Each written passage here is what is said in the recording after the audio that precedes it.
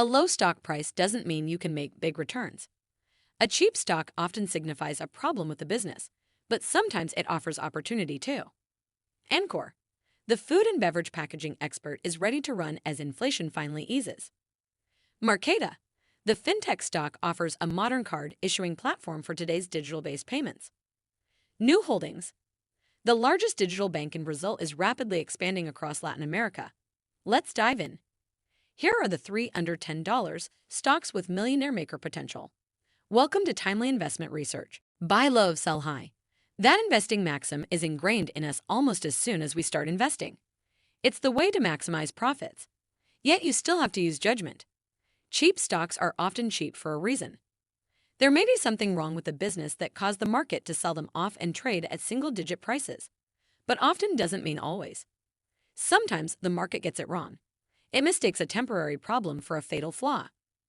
During the housing market's subprime mortgage crisis, Citigroup stock plunged below $1. Savvy investors saw that as an opportunity. David Tepper of Appaloosa Management bought 47 million shares of Citi in late 2008 when the stock was trading between $9 and $3 a share. He ultimately reaped massive profits from the bet.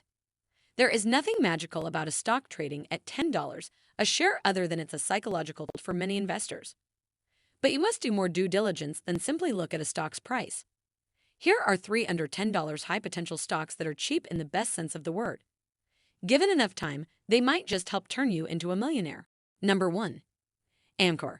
You probably use Amcor products every day in your house but don't even realize it.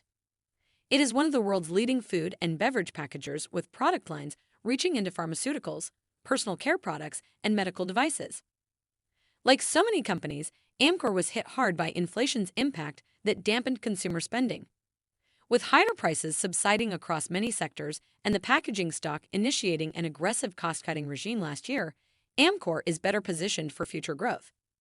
The picture is probably not going to improve appreciably in the next few months, but beginning in the back half of the year, the packager expects to gain traction. Make no mistake, this is not a high-growth stock no matter its price. But at nearly $9.50 per share, Amcor is trading at 12 times next year's earnings.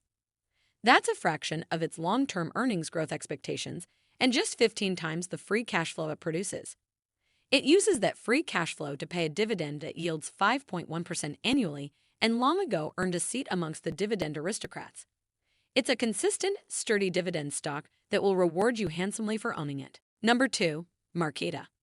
A riskier play than Amcor, fintech stock Marqeta deserves some consideration.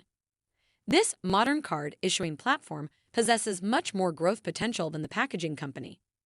The stock is a long way down from its 2021 highs, but there are arguments in favor of it gaining new heights once again. Marqeta creates payment products for companies through its technology platform. Payments seamlessly flow from a customer to a merchant through a third-party app. It doesn't matter if it's for a delivery service or a buy now, pay later option, Marqeta's technology makes it happen. These days, that's mostly through digital payments company Block. The wildly popular person-to-person Cash App money transfer system uses a Marqeta-issued card. The 4-year contract extension it won with Block last year was a double-edged sword. It ensured volume flow would continue. Yet, Marqeta agreed to substantially lower fees for processing the transactions. That will result in Marqeta's revenue cut in half. But now, Block will negotiate with Visa and MasterCard and assume the costs associated with it. With many moving parts, Block accounts for nearly 80% of Marqeta revenue. But it has signed deals with other companies for their cards, including Walmart.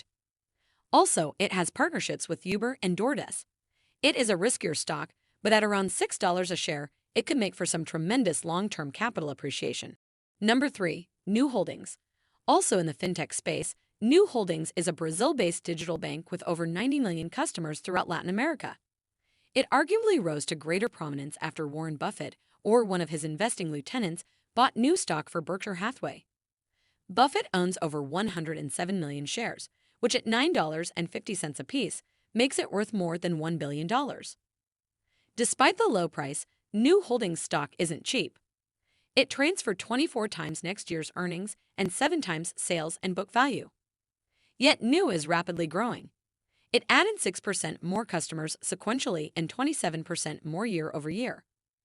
Brazilian customers represent 94% of the total, but they capture 51% of the adult population. It is now the fourth largest financial institution in the country. And the growth in Nu's customer base outpaced that of the five largest existing banks combined. Also, revenue and profits are rapidly expanding, but are likely to accelerate further as it targets new markets and offers new products.